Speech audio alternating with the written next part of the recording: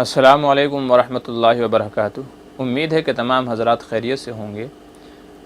آج کا مسئلہ یہ ہے کہ بعض مسجدوں میں یہ دیکھا ہے کہ نمازی حضرات کے سامنے سے گزرنے والے بعض لوگ، ان کا طریقہ یہ ہوتا ہے کہ جو ان کے پاس رومال اور دستی ہوتی ہے اس کو نمازی کے سامنے سے یوں پھیلاتے ہیں اور اس کے ادھر سے گزر جاتے ہیں۔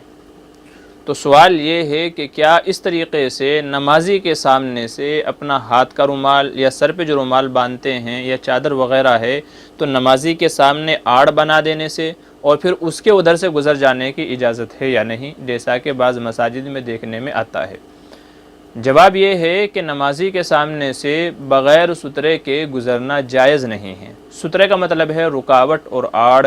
نبی کریم صلی اللہ علیہ وسلم کا معمول یہ تھا کہ جب کبھی جنگل میں سفر میں نماز ادا فرمایا کرتے تھے تو اپنی تلوار یا نیزہ وغیرہ زمین پر اپنے سامنے گاڑ دیا کرتے تھے، اور پھر تاکہ سامنے والا گزرنے سے گزر جائے، اور پھر آپ نماز پڑھا کرتے تھے۔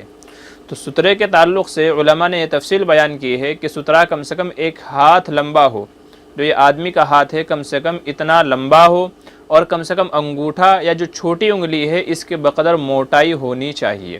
تو اگر سترہ اتنی لمبائی اور کان کی چھوٹی انگلی کے بقدر اگر موٹا ہو تو نمازی کے سامنے سے اس کو رکھ کر کے یا اس کو گاڑ کر کے گزرا جا سکتا ہے۔ لیکن جو رومال ہے یا چادر وغیرہ ہے تو اس کے اندر یہ صفت نہیں پائی جاتی، نہ تو وہ ایک ہاتھ لمبے تو اگرچہ ہو سکتی ہے لیکن موٹائی اس کے اندر نہیں پائی جاتی، تو اس لیے اس نہج پر اس طریقے پر گزرنے سے بچنا چاہیے۔ بہتر یہ ہے کہ اگر مسجد کبیر ہو، سب سے بہتر تو یہ ہے کہ آدمی جب تک انتظار کرے جب تک کہ نمازی اپنی نماز سے فارغ نہ ہو جائے۔ نبی کریم صلی اللہ علیہ وسلم نے ارشاد فرمایا کہ اگر گزرنے والے کو یہ گناہ معلوم ہو جائے کہ نمازی کے سامنے سے گزرنا کتنا بڑا گناہ ہے تو وہ 40 سال تک کھڑا رہے۔ راوی کہتے ہیں کہ حضور نے 40 دن فرمایا یا 40 سال فرمایا، میں بھول گیا۔ تو اتنا بڑا گناہ ہے کہ اگر وہ گناہ نمازی کو معلوم ہو جائے تو وہ وہیں جم کر کے کھڑا ہو جائے جب تک کہ نمازی نماز سے فارغ نہ ہو جائے۔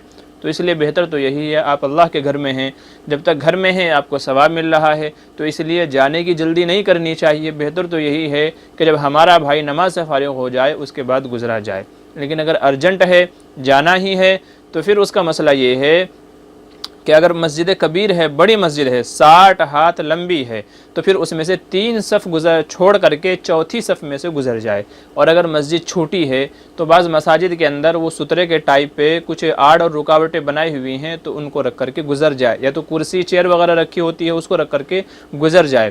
لیکن یہ جو شکلیں ہم لوگ اپناتے ہیں کہ جو ہے ہاتھ کا رومال لے کر کے، دستی لے کر کے، چادر وغیرہ لے کر کے پھر اس کے ادھر سے گزر جاتے ہیں، تو اس کے اوپر سترے کی تعریف صادق نہیں آتی۔ لہٰذا اس طریقے سے نمازی کے سامنے گزرنے سے بچنا چاہیے۔